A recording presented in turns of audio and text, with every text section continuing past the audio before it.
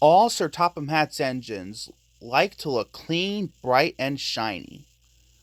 They loved being washed down and having their brass polished until it gleams. James was in the workshop being repainted. He was beside himself with joy. James thought being repainted meant he was special. The workmen painted and polished for hour upon hour. Then, with new paint shining, brass twinkling, and blacking black, James returned to Tidmouth Sheds. He asked the others. But Percy was worried. He wasn't being repainted, and he wasn't red. He asked, said Thomas firmly. Said James cheerfully. Before Thomas could say anything else, James closed his eyes and fell happily asleep. The next morning, all the engines were very busy. Percy was working at the coal plant. Thomas and Emily were taking passengers up and down the branch lines. Gordon was pulling the express. Sir Topham Hatt came to see James. He told him to join Percy at the coal plant at once. He said James, and he set off at once. But James didn't go straight to the coaling plant. He decided to go by the canal instead. Then he could see himself in the water for yard after yard after yard. He puffed. James had forgotten about what Sir Topham Hatt had said. At the coal yard, Percy was working as hard as he could, but he was falling behind.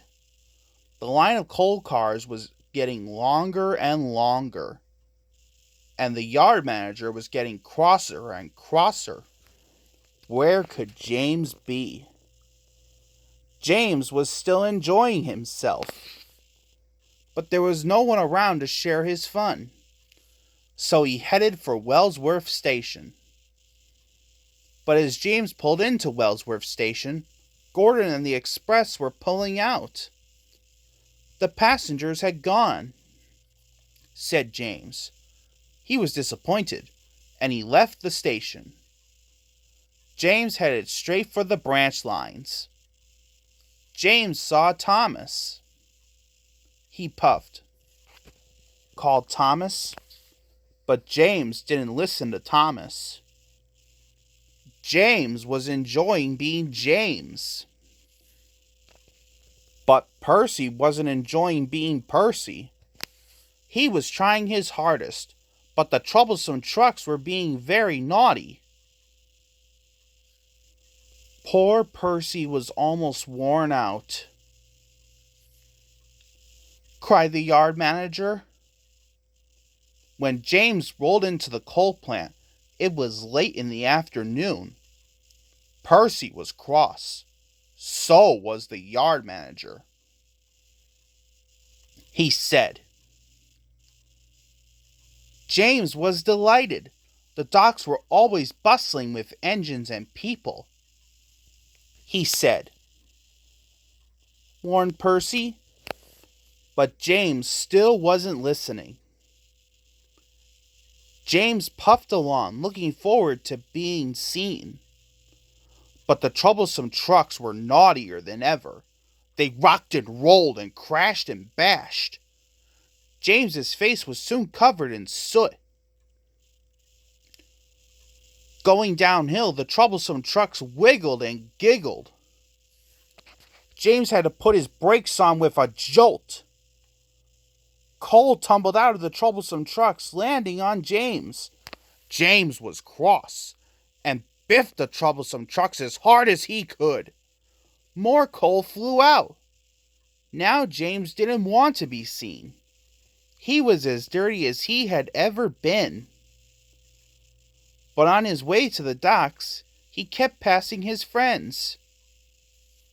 He passed Emily, and Edward, and Thomas. Thomas thought the only red thing left on James was his face.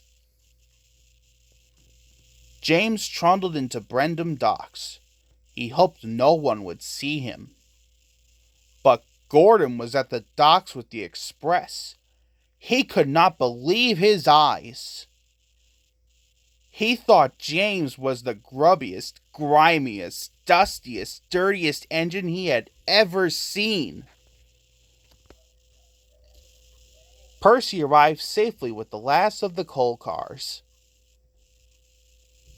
He puffed cheekily. James knew he should have listened. He didn't feel splendid anymore. But for the first time all day, James could hear clearly. He could hear the sound of the troublesome trucks giggling at him. And despite feeling foolish, even James had to smile.